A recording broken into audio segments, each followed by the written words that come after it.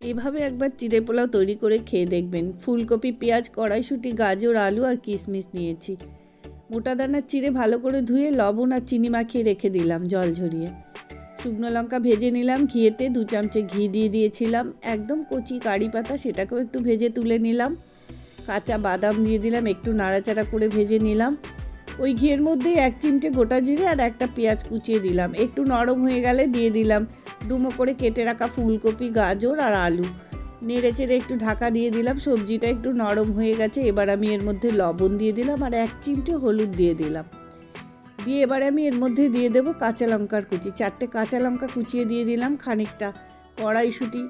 শীতের একদম টাটকা সবজি দিয়ে পোলাওটা তৈরি করব। দিয়ে দিলাম জল ঝরিয়ে রাখা চিনি মাখানো আর লবণ মাখানো চিড়ে। নেড়ে চেড়ে বাদাম, কিশমিশ দিয়ে দিলাম। ওপর থেকে 1 চামচে ঘি ছড়িয়ে ভালো করে নেড়ে চেড়ে রান্না করে নামিয়ে দিলাম। ওপর থেকে কিন্তু একটু কারি পাতা